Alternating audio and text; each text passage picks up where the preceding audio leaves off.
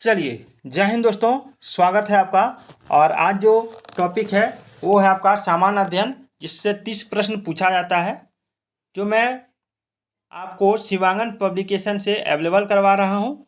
उसके साथ साथ और भी किताबें आपके लिए मैं लेकर आया हूँ, जो आपको बीच बीच में पढ़ा रहा हूँ। सारी वीडियो आप जरूर देखिएगा, सारा टॉपिक आपको यहाँ मिलेगा। तो सबसे पहले जो है वो है कि निम्नलिखित में से सेठी शब्द किस वर्ण के लिए प्रयुक्त होता था। तो इसमें आंसर क्या होगा? वैश्य। फटाफट करेंगे क्योंकि फालतू टाइम नहीं देंगे हम लोग। निम्नलिखित कथनों पर विचार कीजिए।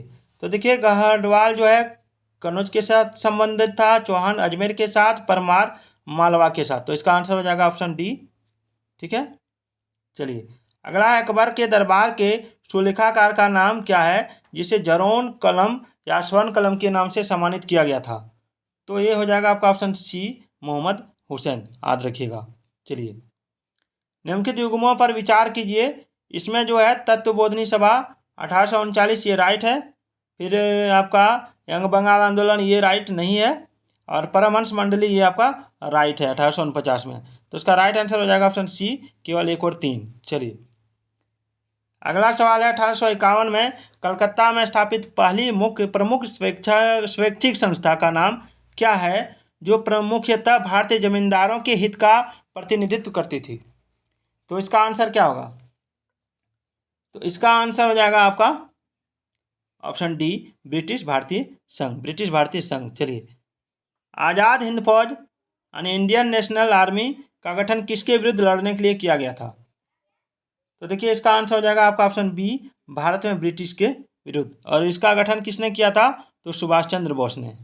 चलिए, अगला सवाल है, घरेलू हिंसा महिला सुरक्षा कब लागू किया गया था। तो घरेलू हिंसा महिला सुरक्षा कब लागू किया गया था?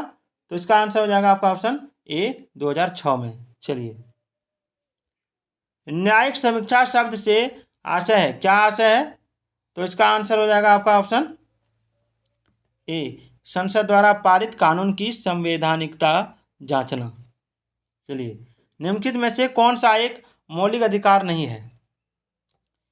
तो देखिए, इस तरह के सवाल पूछे जाते हैं। इसका आंसर क्या होगा? तो ऑप्शन डी, ये काम पाने का अधिकार मौलिक अधिकार नहीं है। राज्य के नीति निर्देशक तत्वों को कहाँ से लिया गया है? तो ये हो जाएगा आपका ऑप्शन बी, आयरलैंड के संविधान से। आयरलैंड के संविधान से। चलिए, अगला सवाल देखते हैं कि सार्वजनिक पदाधिकारी द्वारा अपने कानूनी और संवैधानिक दायित्वों का पालन न करने की स्थिति में न्यायालय कौन सी रिट जारी करेगा। तो इसका आंसर हो जाएगा ऑप्शन बी, परमादेश रिट। चलिए, निम्नांकित में से किस स्थान पर 3 अर्धचंद्राकार समुद्र तट मिलते हैं। बहुत इंपॉर्टेंट सवाल है।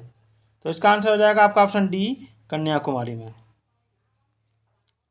मानसूब की व्युत्पत्ति हुई है। तो इसका आंसर हो जाएगा आपका ऑप्शन ए, अरबी भाषा से। चलिए, निम्नलिखित में से तत्वतः कौन सी एक हिमालयी वनस्पति की जाति नहीं है। तो इसमें आंसर हो जाएगा आपका option B, option B, mahogany. चलिए, अगला सवाल, निम्नलिखित को उत्तर से दक्षिण के क्रम में व्यवस्थित करना है आपको। तो इसका आंसर क्या होगा? इसका आंसर हो जाएगा आपका,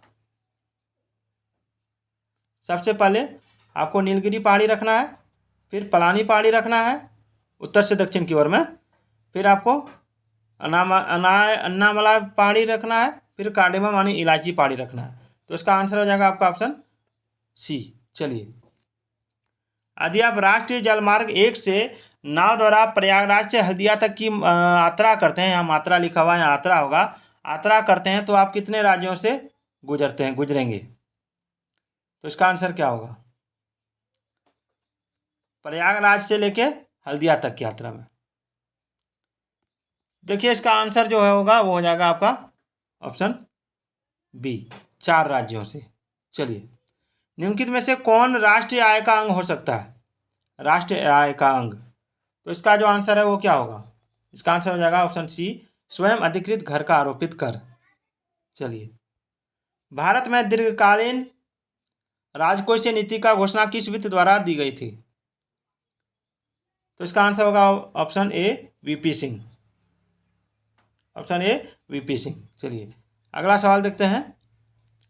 अरविंद मायाराम समिति संबंधित है, किससे संबंधित है?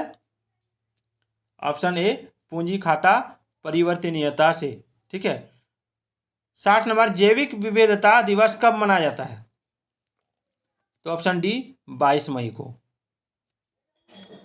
सूची 1 को सूची 2 के साथ सुमेलित कीजिए। कूट दिया हुआ है, सूची 1 को सूची 2 के साथ सुमेलित करना है। कूट देख लेते हैं थोड़ा सा, तब समझ में आएगा। आप देख सकते हैं कूट दिया हुआ इसमें। चलिए इसका आंसर जो है मैं बताते जा रहा हूं, आप मिला लीजिएगा। ठीक है। ए का एक हो जाएगा, इसमें सीधा सीधा दिया है।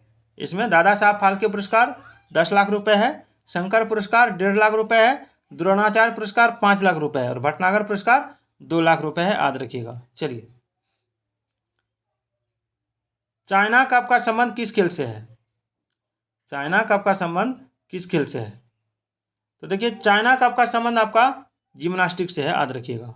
चलिए विश्व का सबसे बड़ा हवाई अड्डा कौन सा है? तो विश्व का सबसे बड़ा हवाई अड्डा है आपका खालिदा हवाई अड्डा। भारत सरकार के पहले सहकारिता मंत्री कौन बने हैं? इसका आंसर हो जाएगा आपका ऑप्शन ए अमित शाह, सहकारिता मंत्री बने हैं पहले। किस भारतीय राज्य केंद्र शासित प्रदेश ने स्वनिर्भर नारी पहल शुरू की?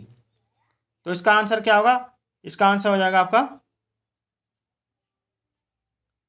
ऑप्शन सी असम ने। चलिए भारत ने किस देश के साथ मिलकर दस्तलिक 2 युद्धाभ्यास किया? तो इसका आंसर क्या हो जाएगा? Option B Uzbekistan. चलिए उस पौधे का क्या नाम है जो स्वयं से नहीं बल्कि दूसरे पौधे पेड़ पर उगता है? दूसरे पौधे या पेड़ पर उगता है और नमी और पोषक तत्व लेता है। इसको क्या कहेंगे? इसको कहेंगे एपीफाइट। एपीफाइट जो दूसरे पेड़ पौधों पर उगेगा। उस घटना का क्या नाम है जब प्रशांत क्षेत्र में व्यापारिक हवाएं कमजोर हो जाती हैं, जिससे गर्म पानी मध्य और पूर्वी प्रशांत की ओर बढ़ने लगता है? तो इसका आंसर क्या होगा? Option A El Nino. El Nino.